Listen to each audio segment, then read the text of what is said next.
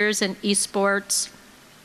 That we're finding students are really interested in that. Gaming is becoming more and more popular as well as a learning tool. And I want to say to the kids, love food science. I don't know how many of you remember, I'm showing my age here, but I remember we all loved home ec. How many of you had home ec in high school or middle school? Home ec. Well, then there was this period of in high school or middle school. Home ec. Well, then there was this period of time when it's like, well, you know, we don't need to teach kids these skills. Well, it is coming back with a vengeance, and I'm glad. And so that is our food science, but really tying the science into it, the chemistry, et cetera. We have more and more opportunities for 8th graders to get high school credit, and we're focusing on 21st century skills. A lot of guest speakers. A lot of guest speakers at middle school coming in. We've had judges, police officers, wealth management leaders, and our helped us just explode our offerings. So again, big thank you to Amy. All right, and just a little bit more, we have a lot of worksite learning opportunities and internships. At RSD, it's always fun when we have students that work for our IT department, work for the grounds department, but we do want to continue to partner with all of you. So again, please reach out if you would like those opportunities. We love the TriTech Skill Center. Really looking forward to the new grand opening of that facility. And really big, we've been expanding our industry recognized credentials, again, to give the students a leg up as they enter the workforce. We have more than 100 courses. I think we kind of talked about that. We have some new courses: veterinary science, kinesiology, game design. I knew that was in there. That's a real popular one. And then forklift operators. Amy said that we have a lot of interest in that. And so then these other pathways, I'll kind of go through this quickly here. And again, this is really big, connecting students with employers. Here's some of our worksite partnerships. So a big shout out to Gisa Credit Union, P&L, Energy Northwest, Cadillac, Toyota of Tri-Cities, Goodwill Industries, CBRC, the City of Richland, Ben Franklin Transit, the Children's Theater, Planet Fitness, Life Care Center of Richland, Ace Hardware, and we're always looking for new partners. I'm happy to say that many of these companies actually have hired students. Most of them have hired students that have been through this program. And then again, that worksite learning at RSD. Okay, and I'll go quickly through this. Lance really summarized it, but all I'm going to say is that we do have levies are for learning.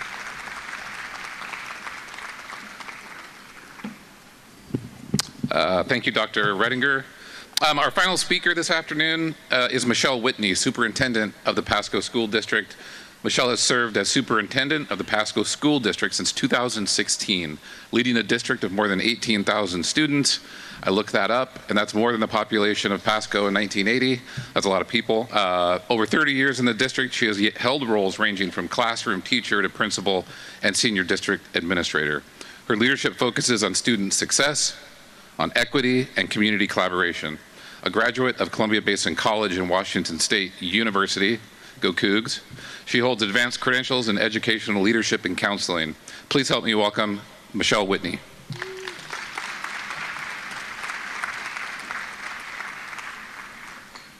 So good afternoon. It's just a joy, pleasure, and honor to be here. If you could stand. I know I have employees here. I have employees in the back. I know I have an employee over here. If you could clap for them, I would really appreciate it.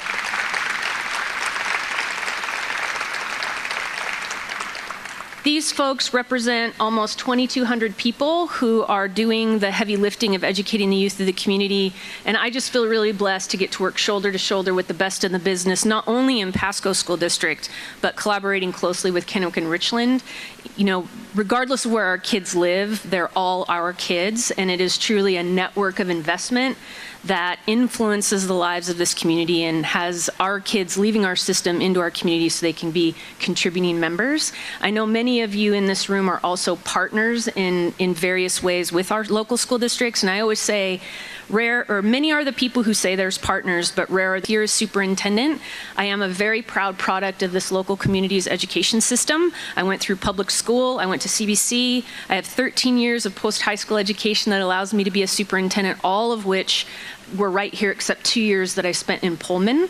And I am in Pasco School District not by accident. This was my dream job. My dream was to be a teacher in Pasco. Now, I'll be honest, I didn't know I was going to end up the superintendent. That was a bit of an accident.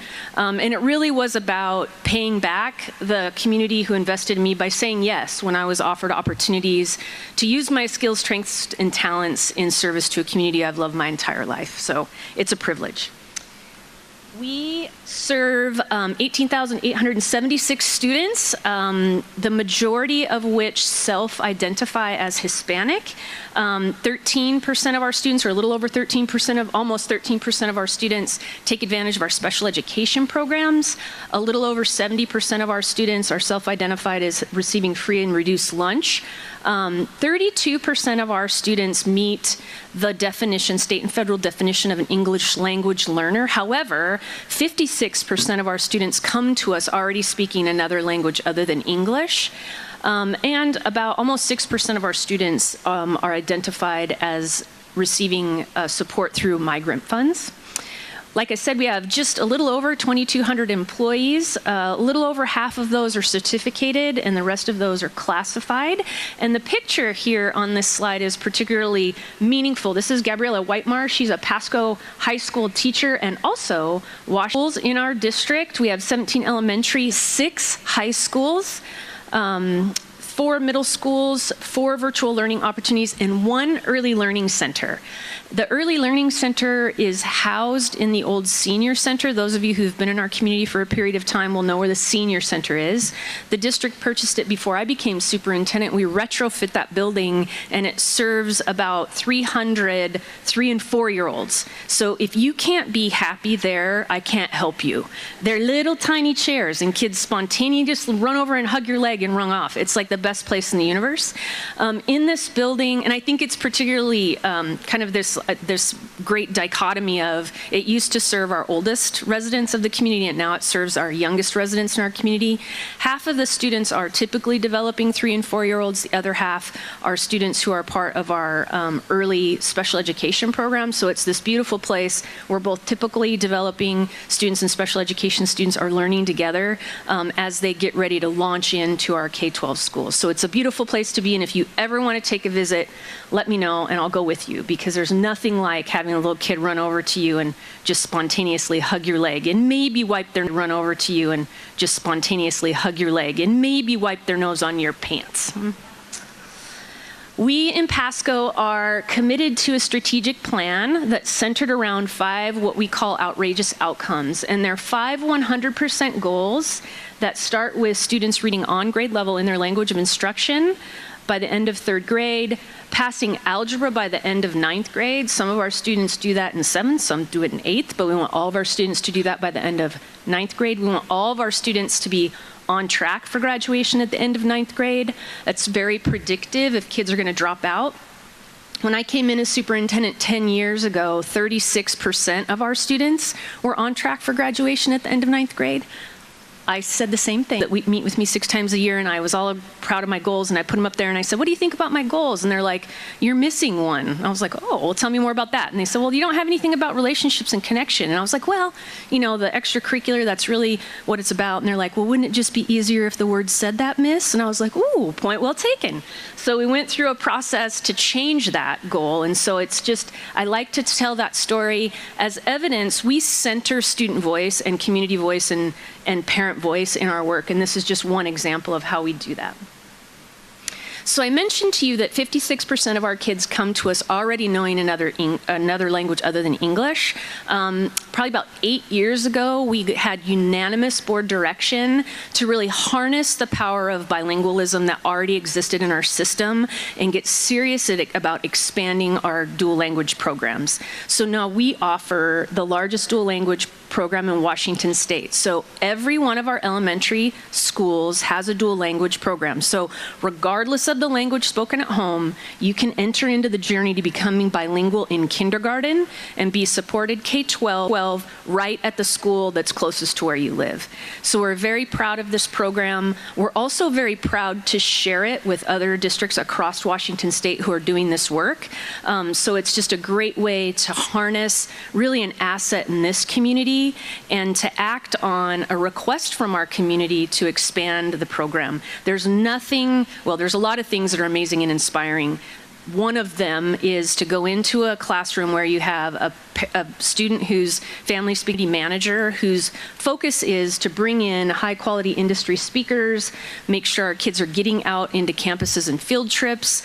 One of the barriers for students making decisions is not being able to envision themselves in certain environments. And so we want to untangle that as a barrier by getting kids out into environments. And then as we move into middle or high school, we have over 40 CTE pathways in our high schools where students can explore different industry opportunities and student leadership. We do things like mock interviews. Some of you in this room I know have participated in coming and helping with mock interviews. I like to go do that because I start recruiting the next generation of teachers in those mock interviews. If you ever are feeling a little bit overwhelmed or getting a little like doom and gloom, like, oh my gosh, what are we gonna do? Go participate in mock interviews. You will leave inspired and you will have confidence that we have a hopeful future. The next generation or the generations in our schools are profoundly insightful. And I cry every time just because I'm so inspired and just so incredibly proud of the students that are in our system and really raised by you as parents and families and community. We also offer advanced CTE courses that are articulated so that students are earning credits toward industry credentials and focused on real-world projects and internships. So the automotive and technology and public law and safety pathway at Pasco High School, our automotive partner is Corwin Ford. The Pasco Police Department and the Ben Franklin Emergency Management and Juvenile Justice Center are our partners around our law and public safety pathway. And then our agricultural science pathway at Sageview, our partner is RDO. So when we talk about partnerships go both ways. So we take very seriously our responsibility to work with local industry and ensure that the curriculum we're offering our students aligns with the expectation of the current expectations of the local industry. So it is critical that we're in partnership with you. And like Shelley said, any of you who are interested in being partners that are not, Laura Jones, if you would wave, is our CTE director, and she would be happy to talk to you about what that looks like. But we really need insightful people who are committed to that long-range planning through our system into potential employment. I always say none of you should have a job vacancy, because I have a student in my system or Richland system or Kennewick system that is your next employee. And we're happy to partner alongside of you so that our kids are ready for you. The last thing I wanted to talk about around our CTE or workforce development is Orion High School, and I want to start with a statement of gratitude. The only way we could offer this opportunity is with the support of the community. So when Tony taps me on the shoulder, he says, I remember you from when you visited my 4th grade class. You're the superintendent, you're everyone's boss. And so I was like, well, yeah, but you know, I'm just proud to be part of the team, honored to do my part. And he said, I just wanted to say thank you for making us this school. And I did what every good superintendent would do, is I went out in the hallway and cried. I was like, you know, and I said, you know what, you know, thank you so much, and it was a community investment and whatever, but when a 9th grade boy will tell you, Miss, thank you for developing this school, for making this school for us, you know you're doing the right work by kids. So I'm passing along that young man's gratitude to all of you who help support and make sure that that could be an opportunity that's available to Pasco kids. Yes.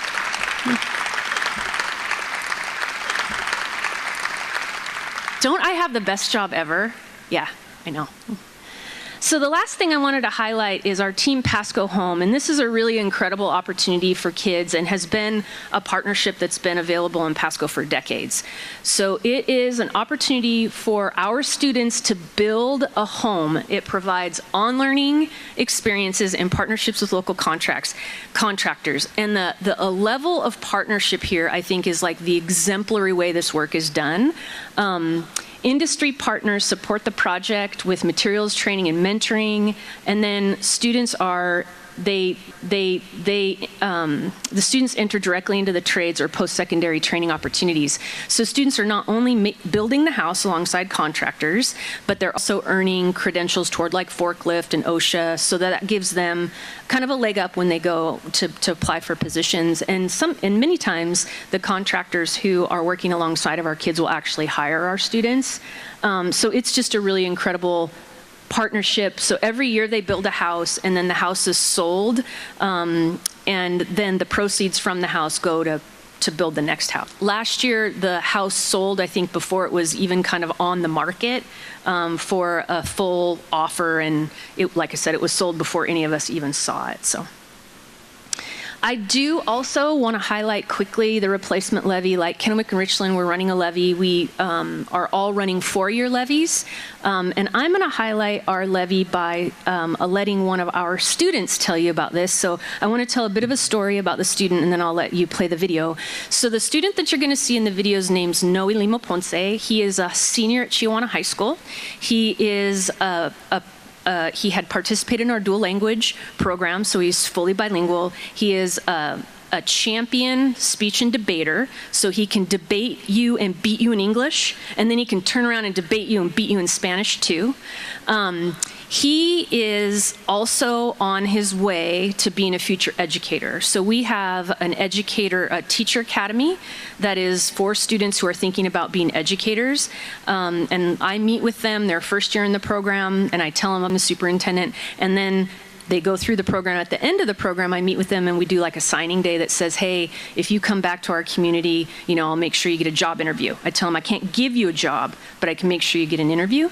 So Noe is in that program, and he's been very clear and specific with me that yes, he's absolutely going to be a teacher, he's going to be an administrator, but at some point he wants to be the superintendent of Pasco School District. And I fully believe that Noe will do that. Matter of fact, I was at a conference here recently with Noe where I was presented an acknowledgement and honor, and I stood there with Noe and I'm holding the plaque that I got, and I said, Noe, one day this is going to be you. And I truly believe that Noe will not only be the next superintendent in Washington State, but he'll be acknowledged at the state level for that work. So with that, I'll let you play the video. Hi, I'm Noe. Our levy funds about 10% of our entire district budget. That's a big part of what makes so many of our programs possible. It also supports the experiences that make learning meaningful, advanced courses, electives, and the programs that help students discover their passions, like art, theater, mariachi, marimba, marching band, orchestra, choir, athletics, and so much more. These are the things that help us connect, express ourselves, and prepare for what's next. Our current levy expires in 2026. Renewing it keeps these vital programs and supports in place at an estimated rate of $2.17 per 1,000 of assessed property value. It's not a new tax. It is a renewal that maintains what we already have and keeps Pasco schools moving forward. When our schools are strong, our whole community thrives. Because great schools make great neighborhoods, strong local businesses, and a brighter future for all of us. Please remember to vote in the February 10th election.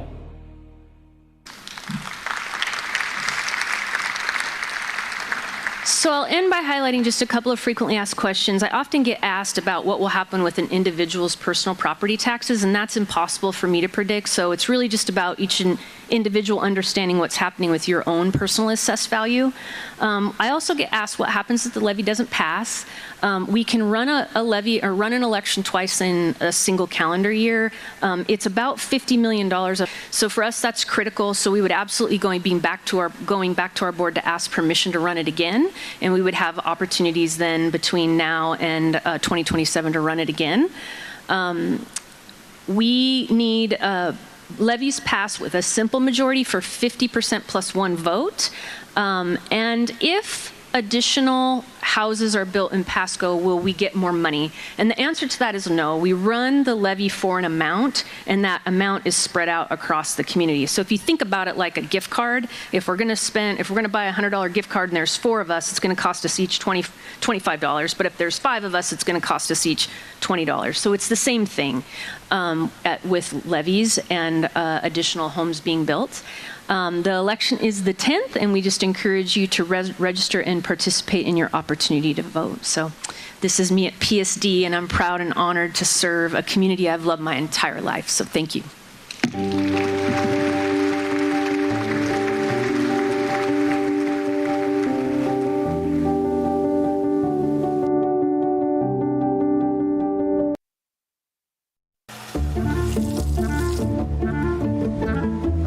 When you pour grease down the drain, it's kind of like dumping a bag of concrete into your sink.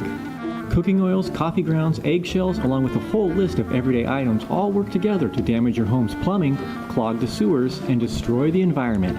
Don't be a clog in the system. Pour used grease and oil into a container and scrape plates and be a clog in the system. Pour used grease and oil into a container and scrape plates and pans into the trash. More information and helpful tips are available on the City of Richland's webpage.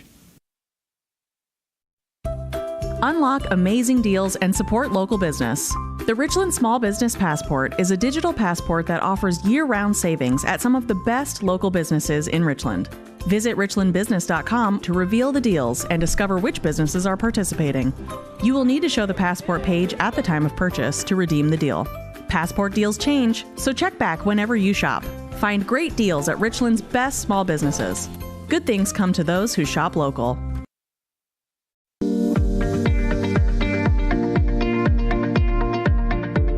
How it's going to work is that it will answer all of our non-emergency lines. This is a recorded automated assistant. If this is an emergency, please hang up and dial 911. CCOM's non-emergency dispatch line. It will ask them a few questions to try to get to what's going on. My name is Ava. How can I help you? I need to report a dog that's been barking for the last 5 hours. Let me see what we can do. What's the full address where the barking is happening? If given, and then there's a dashboard that the dispatcher will see to review that information and then add it to our computer-aided dispatch program. If anything changes before they get there, give us a call back, but they've been dispatched, okay? You're welcome. Bye. It really reduces, 1, the amount of time that they're on the phone, 2, the amount of time that people are on hold waiting for a dispatcher to be done with emergency calls, because those will have to come first.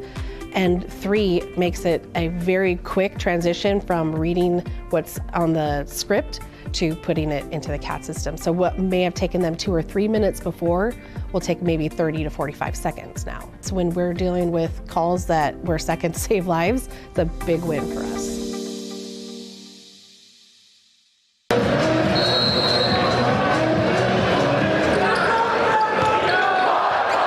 We're not going to stream games, we're going to broadcast games.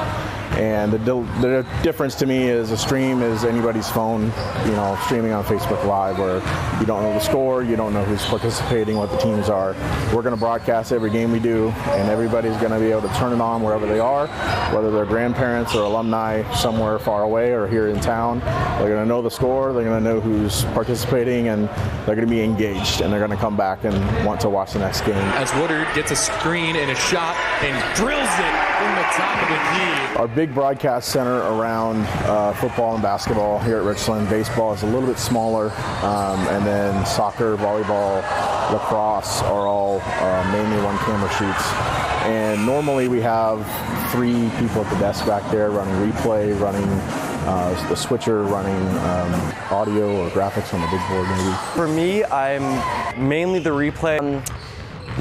Whether it's like a player getting excited, really anything, I'm just talking to everyone on the team about what I want and how I want it, and then if I use my cards correctly, I can make it good. We have 2 cameramen up here, one's a wide angle, one's a tight angle, and then we have 2 announcers. So anywhere from 6 to 8 kids. So from a commentator standpoint, it's all week leading up to the game. We're following Maldonado sisters, how they're doing, how they're scoring, and it's like, for us, it's pretty simple. The commentators, we just track how the team's doing, what's interesting, but as far as the hardware, that's where the real beauty of it is. Weston Freeze, Grady Weld, Vincent Gomez, Fletcher Owens, Jack Hammond, these guys are just amazing. Bennett Clark even, all of these guys, they show up, they know how to work the cameras, but Grady Weld and Tate Meyer, our advisor, we have, you can go and look at it yourself if you come to a game, but there's monitor, and it's replays, and you got cables running the length of the court, and they get here at 9 a.m. for a Saturday game, and it just takes time to set up, and they put a lot of effort into it, and there's a reason it looks as good as it does. Scocco gonna go up,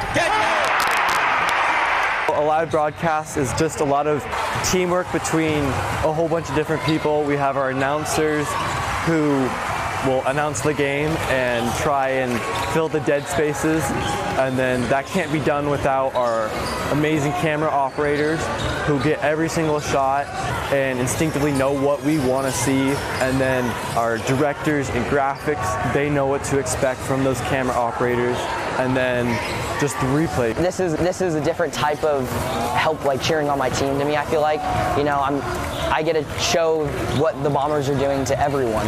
Oh, so proud. We hold ourselves to a high standard here to try and give the best quality we can. I'm extremely proud. Every night I go home and I'm like, man, we just did that. You can tell by the community, we have thousands of people tuning in. We have thousands of people tuning in for each game. And it's just like, they wouldn't be doing that if we weren't putting out a good product. So we're all very proud of the hard work that we have. I'll have many people come up to me after basketball or football games, be like, love what you do, and it just helps out everybody. I've had people tell me that they have family members who live in Arizona and can't watch it, but Atomic TV gives them the ability to watch their family members compete, and let's say the band or the student section kind of see them. Hey Richland, got a minute? The City of Richland has updated its utility rates to help support rising costs of providing emergency medical services and maintaining reliable electric service, including higher wholesale power and operational costs. Effective January 1st, 2026, the daily ambulance service utility fee is 47 cents per day, and electric utility rates have increased by 8.5%. Detailed rate information is available at richlandwa.gov/utility rates. And the City of Richland Parks and Recreation Commission is now accepting applications for its 2026 Park Partnership Program. When times get tough, I fall back on the things I learned in the high school wrestling room, and that's what I want from our kids. I want them to have that base. I tell all of our kids that wrestling has a place for anybody. Anybody that's willing to come out and work hard and really just put in the time and the energy and the effort. We group you up by weight class. We group you up by ability if you're on the JV. So you don't have to be a 6'2", 280-pound kid to be successful, right? I love the competition and the amount of pride it comes in with wrestling. I mean, because you have to take responsibility for how much drive you put into the sport. What you put into is the amount you're going to get out of it. A couple things I love about wrestling is just the community. It's so awesome. I love my teammates. They're amazing. And the coaches are just like, they're always so just the way of how they use their words and how they say things just makes you want to go further than your limits. That makes sense. Yeah, and it's such a blessing to be here every single day. And the main thing for me is I love competing with my teammates. I love the amount of effort and just the integrity of our team. We're always working hard. I mean, we're always cheering each other on in practice. In my opinion, I think this team could be one of the kids to be productive members of our community when they graduate here. And that's the important thing, right? Is holding the kids accountable, whether it's to make weight, get to practice, get their grades taken care of. All those kind of things lead into real life lessons, and that's what we're here for, right? We're here. Athletics are just an extension of the classroom, but we're here to help kids become young adults and to be able to develop and do some good things for their communities.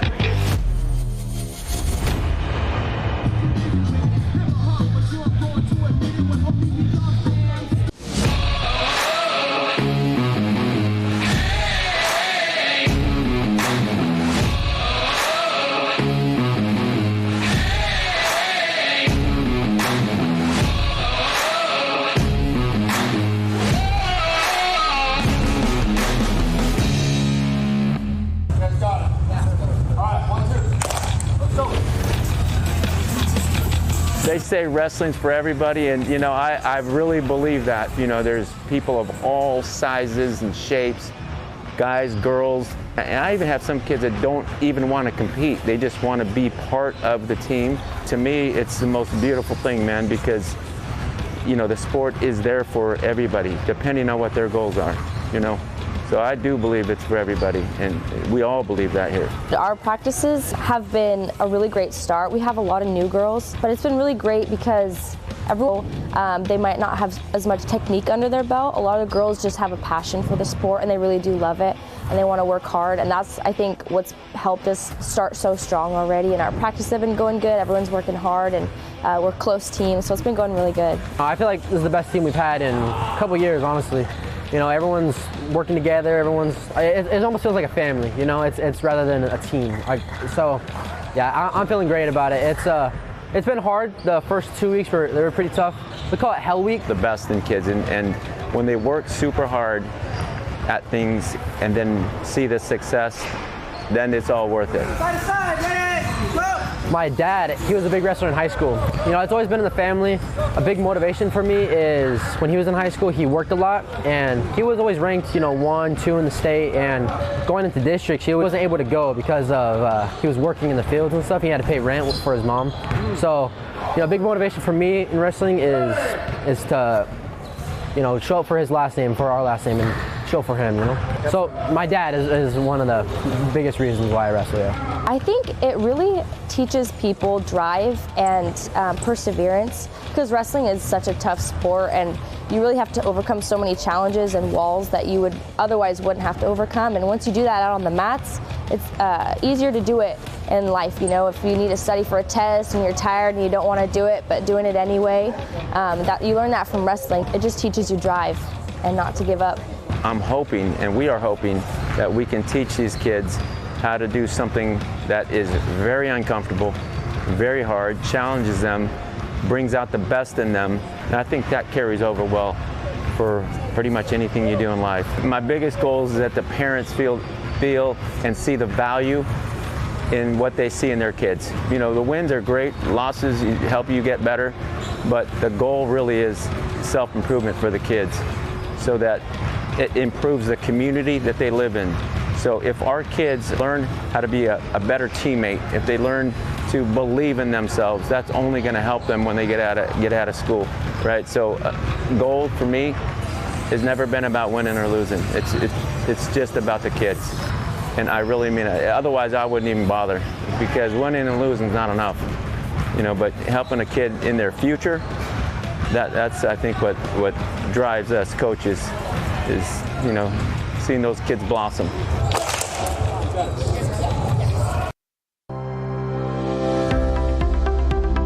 What if the experience of downtown Richland was safer, simpler, and more barrier-separated two-way bike lanes, wider sidewalks, on-street parking, upgraded lighting, and improved pedestrian crossings, all designed to protect and enhance your downtown travel experience? But it's more than just transportation. The downtown loop will create a more vibrant, welcoming place that supports local businesses and encourages people to connect. The downtown loop is the result of years of planning, research, and community conversations. By making the area more accessible and inviting, we're investing in a safe, integrated community and a strong local economy. Step into the future of Richland today. Stay up to date, explore resources, and get the scoop on the loop at thedowntownloop.com. Hi, I'm Carlo D'Alessandro, Public Works Director for the City of Richland. I'd like to give you a quick update on the transportation improvements underway in the Queensgate and Dupertale Street area, one of the city's busiest and fastest growing commercial corridors. We've had long-term plans to make several key upgrades in this area. With the continued growth in the Queensgate district and new commercial developments like Costco, the need for these improvements has become more pressing. As part of that growth, when Costco submitted its permit and paid the required transportation impact fees, it kicked off the funding process for this project. We moved quickly to secure an additional $5 million to fully fund the project in less than a year. The city began design in spring of 2025. This $5.2 million construction project includes intersection improvements and traffic flow upgrades to support both current and future volumes in this area. Our goal is to reduce congestion, improve safety, and support business access as development continues.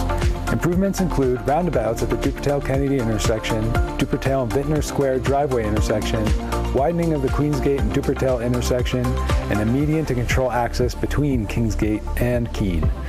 We have a project map. It is so fun to be down here and experience the energy that I see going on.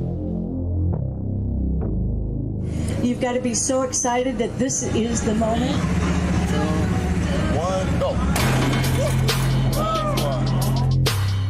Yeah, I'm here to cheer on my cousin's husband today and a work friend. The swim start this morning with the sunrise was impeccable. All the energy and everything has just been amazing so far. My favorite part is when they come out of the water and they get ready to hop on those bicycles and then hit the road. It's just so exciting. And the other exciting part is the people who are out in the neighborhoods, you know, watching them watch the runners, the bicyclists. That is so exciting, seeing how excited the community is. We're from Vancouver, BC. From New Mexico. Ann Arbor, Michigan. I'm Allison. I'm from Snohomish. You guys put on an amazing race here. We're rooting on Dave Colbert. He's our father. We're from Newburgh, Oregon. He's from Denver. It's really exciting because it's his second Ironman that he's doing. It's my son's first half Iron. It's very exciting. Is this exciting for you? Yeah. This is his first triathlon. We actually came out to see the event last year, and it was so exciting. Decided had to sign up for it. This is his first Ironman. He's been training for a year to do this. He's very excited. We saw some people coming in on a trail, and they're down from Coeur d'Alene. Another one from Denver. Saw another one from Pennsylvania. It's a lot of fun. Rooting for PR Performance, my team from Seattle area, and all kinds of other folks. Oh, here comes Chip! Way to go, Chip! 7th place! 3 minutes to the podium! I'm helping the videographers. I'm the motorcycle, and there's a guy who's going to be on with me, and he's going to be taking action shots of the riders. But what's also really cool is to ride in and amongst traffic and on a motorcycle with your hazard lights and see everybody waving and clapping. This is an event as we grow and the Tri-Cities become bigger and bigger and more metro area. I mean, we've had boat races forever, but to add something like an Ironman event also adds tremendously to the economy with tourism.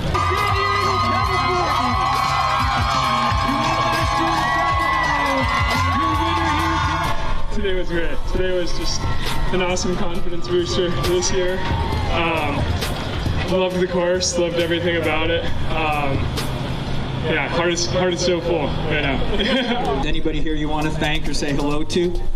Thank my mom and dad. They both came from Vegas and Texas. I think you guys crushed it. I think the best race, I don't notice logistics. And when I'm there and I don't have to think twice about what I'm doing, it's put together really well. I think the volunteers, everybody that's been helping has been incredibly kind, and they're really encouraging to all the athletes that are doing that, and I think these type of people need that. I'm just super impressed with the volunteers especially. They're amazing. It makes it a lot of fun. I'm excited about it. Really cool energy this morning. You know, I've been to different locations. So far, I love this place. I really like to make a racecation out of them, you know. I don't get to vacation all the time, and the one thing I think Ironman does really well is like they put their races in places that you can have a lot of fun for a weekend, and that's one thing that excited me about coming here. So we're gonna go get some wine with my parents and teammates later and really make the most of the area. I really like this idea of it being a destination, folks able to come here. We have a lot to offer and a lot to see, and it helps define us, and something fun to do. Allow me to reintroduce myself. My name is...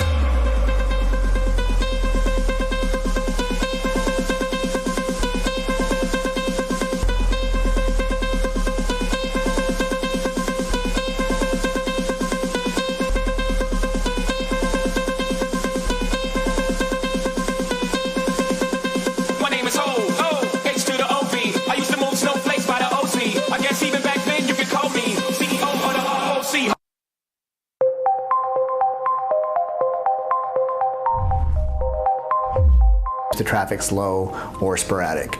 But on a corridor like Keene, we do what's called signal coordination. And so we're trying to look at the platoons and try and get as many of the platoons through as many signals as we can at a time without stopping. Deciding whether to have an intersection operate free or in a coordinated mode is a difficult challenge. So we kind of have some rules of thumb where we look at how much traffic is flowing on the main street at any given time. And at a certain point, the traffic rises to a level where we want to put it into coordination for the day. Or later in the afternoon, you decide to put it in free when the traffic dies down. So basically the traffic volume and other things factor in, like how far away the signals are apart from each other, because it's kind of a geometrical problem as well, and in terms of getting good coordination. And to serve all the movements, you have to have enough time to have the PEDs cross the street safely, serve most of the left turn phases that are potentially busy, and try and fit that all into a consistent cycle, because a coordinated system requires all the signals to have a single cycle, like it might be 90 seconds or 120 seconds or even 150 second cycle. And so if they're not all operating on the same cycle, then you can't have coordination.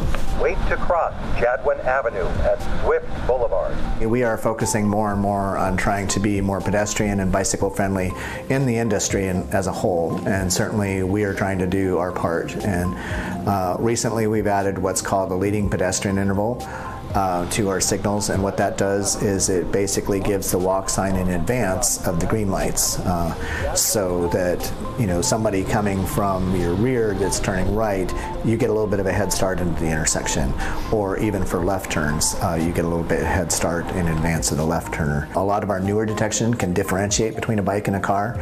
We know it takes a bike a little bit longer to get across the intersection, so the minimum green time might be a little bit longer.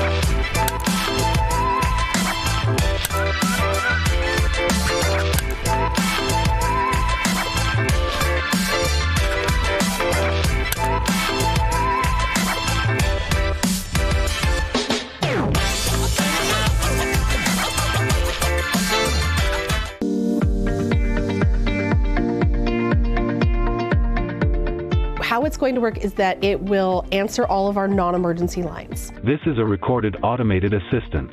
If this is an emergency, please hang up and dial 911.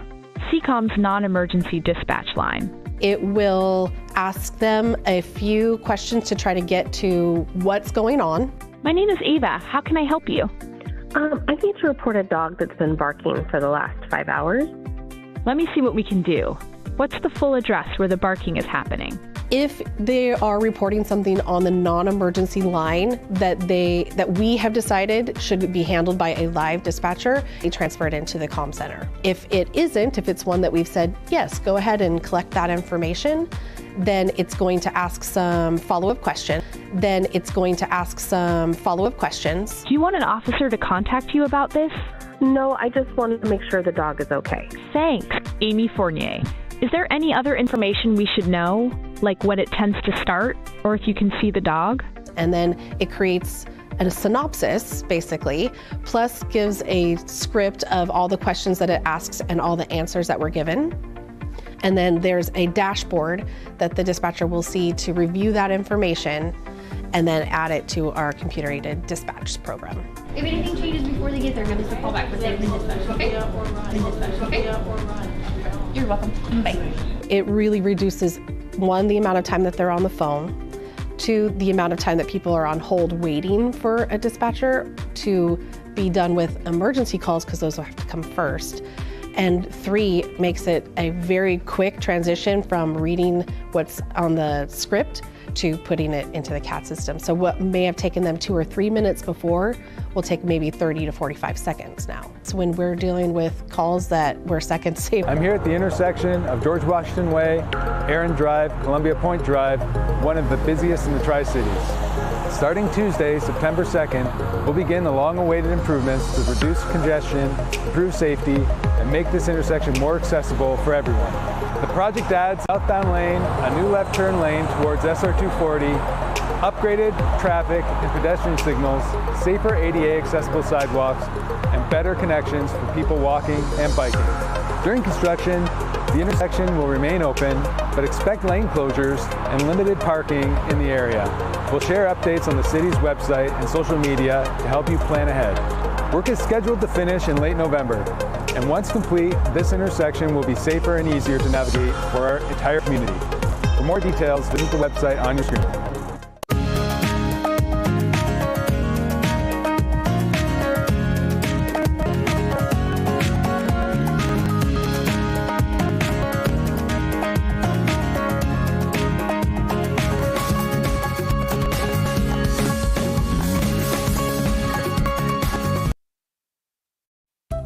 Unlock amazing deals and support local business. The Richland Small Business Passport is a digital passport that offers year-round savings at some of the best local businesses in Richland. Visit richlandbusiness.com to reveal the deals and discover which businesses are participating in Richland. Visit richlandbusiness.com to reveal the deals and discover which businesses are participating. You will need to show the passport page at the time of purchase to redeem the deal. Passport deal change, so check back whenever you shop. Find great deals at Richland's best small businesses. Good things come to those who shop local.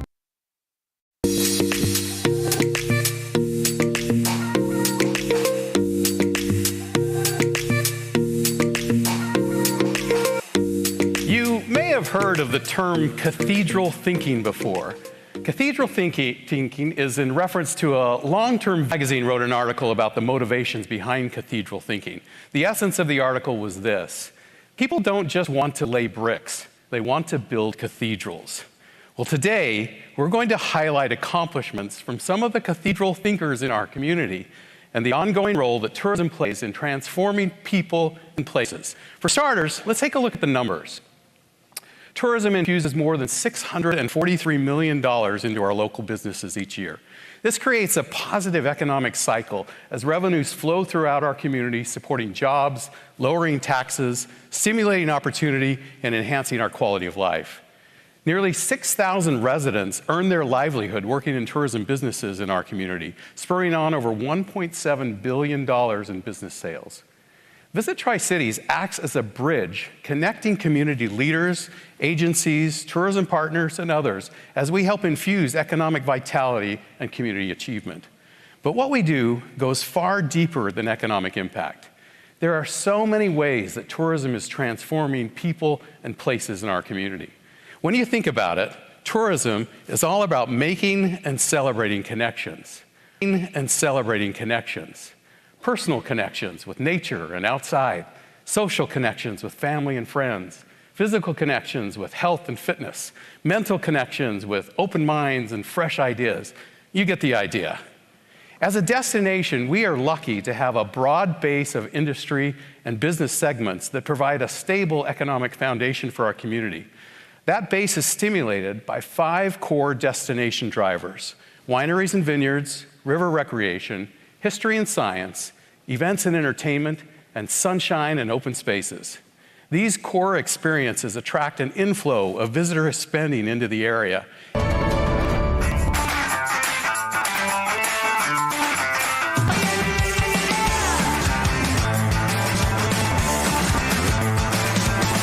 Get up on your feet, this is a shakedown.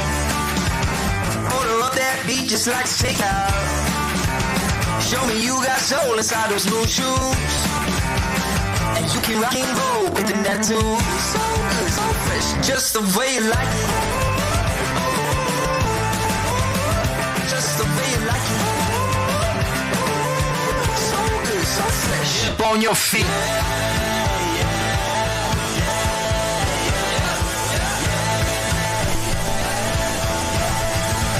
Show me you got soul. Show me you got soul. Just the way you like it. So good, so fresh.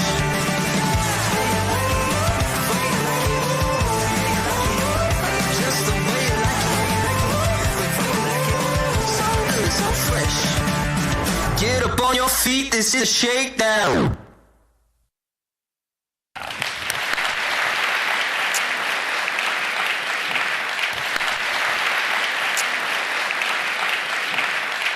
Big shout out and thank you to the dancers for bringing that idea to life so beautifully. Their performance is a great reminder that with every part, when every part moves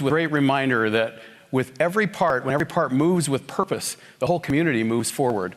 And to help us continue that momentum, I'd like to welcome to the stage our board chair, City of Pasco Mayor David Milne, Pasco Council Members City of Pasco Mayor David Milne, Pasco Council Members Blanche Barajas, Pasco City Manager Harold Stewart, City of Richland Mayor Teresa Richardson, City of Richland Mayor Pro Tem Sandra Kent, City of Richland Council Member Johanna Jones, Richland Fire Chief Randy Aust, Richland City Manager John Amundsen. This person is the only man in the Tri-Cities to beat me in a game of horseshoes and take the first ever program, West Richland Mayor Brent Gary, City of West Richland Council Members Richard Bloom and David Fetto, and Port of Benton Commissioner Scott Keller. Port of Kennewick Commissioner Skip Novakovich, Benton PUD Commissioner Lori Sanders, Benton PUD Commissioner Mike Massey. I may have missed someone, and if so, please stand so we can recognize you. Thank you.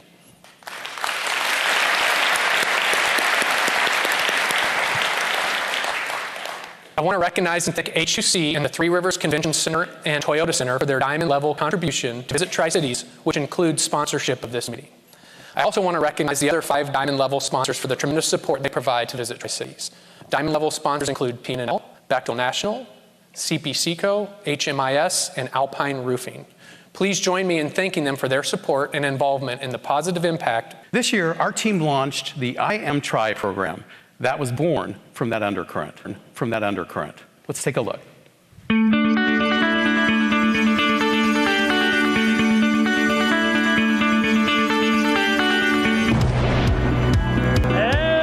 You start seeing people crashing out of water, man. It was something. And then you get down in that chute and you're waiting for that beep, beep, beep. And wow, I mean, what a thrill.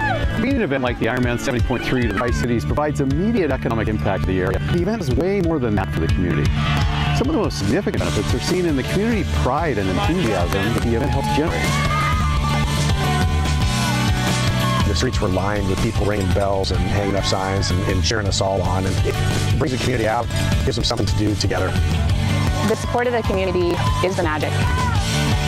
I've never pushed my body to that kind of metaphor in my life. Gotta love it when the training comes together. I've had shorter stints of high exertion, but nothing for 6.5 hours like that. When we noticed the swell of positive energy and activity in our community surrounding the Ironman event, we wanted to share it, to reach out to people in our community who, for whatever reason, might not see themselves in this space. The I Am Tri program gives deserving individuals the opportunity to conquer the Ironman 70.3. Myself, and this gave me the opportunity to know that I'm capable of that and more. I think our purpose in life is to discover what's inside, our talents, our gifts, and our abilities. And when we find that, we use those gifts and abilities to do good in the world. And that inspires others to do the same. I don't think there's a word that I could use to really accurately convey how I felt. I was ecstatic. This program aligns with Bechtel's values to live for a challenge and succeed together. So the more people we can get engaged, the better and more exciting our community will continue to be. Growing up, even as a child, I didn't know there was any of these type of races. I didn't know I could go out there and participate. I didn't know I could go out there and push myself. But with this opportunity with the I Am Tri program, I learned that there's so many other things that I could be a part of. With the right resources, with the right support, I can make those things happen. Maricela was born in a migrant worker family. Even though he can't be here, I know he would be so happy and proud of me. He would not let me get in the water. But I know he would be so happy and, joining me throughout my, training. And I know that he's in me and with me throughout this race. So I'm just happy and excited to be able to represent his last name through this race. This morning when I got up and I looked in the mirror to shave, I was thinking, I'm a triathlete. I had numerous people around me say I could never do that. I met Mike about 4 years ago. At that time, he had already been 5 years sober. I checked into treatment on August 11th of 2016. Struggling with alcohol for some time. The last 2 years were horrendous. I was running myself in the ground as well as trying to drag down everything, my family, my business, all of it. Finally got lucky enough that I was pushed by friends and family to seek help. Really catapulted him in a different space. He went from this darkness in his past life, and he's able to continue that journey into this light through exercise and the support of the community. As soon as we walked out of the finishers area, you know, me and my family and my friends were talking and discussing potential plans for next year. I would say to others, give yourself that chance to grow, give yourself that chance to become better, and give yourself that chance to be someone that others can look up to in the community. We have an opportunity to use our gifts and talents to lift others around us, to create a path of hope and achievement that breaks down barriers and inspires goodness. You don't have to do it alone. You can get out of the darkness with someone else, and there's somebody that you can lean on so that you can find joy and connection and light in life. So that you can find joy and connection and light in life. Through the I Am Try program, I've discovered what's in me, what's in you.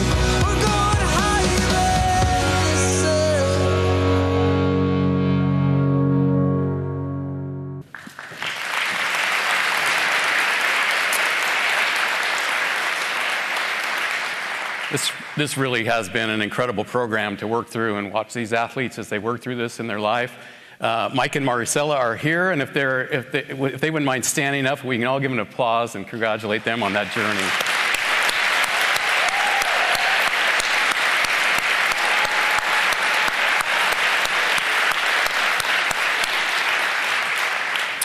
The I Am Try program presented by Bechtel provides a transformational opportunity for individuals in our community.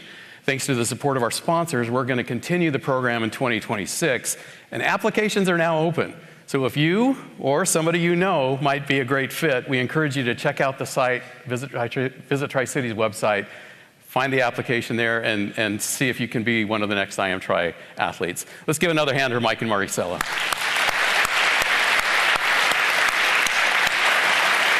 Prestigious award that Visit Tri-Cities extends each year.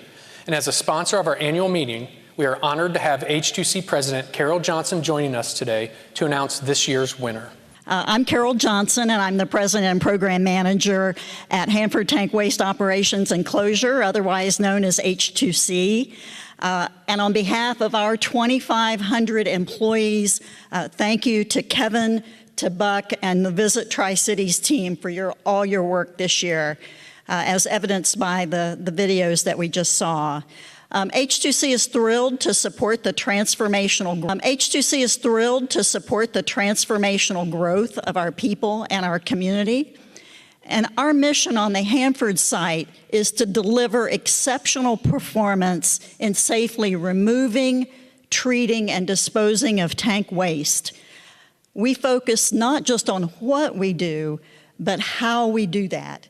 And the how is our H2C values and behaviors. And they include things like make it better, make something better every day, commit to our mission, own it, listen first, and act with integrity. And there are several what we call expected behaviors that are a part of that value set. And those examples include things like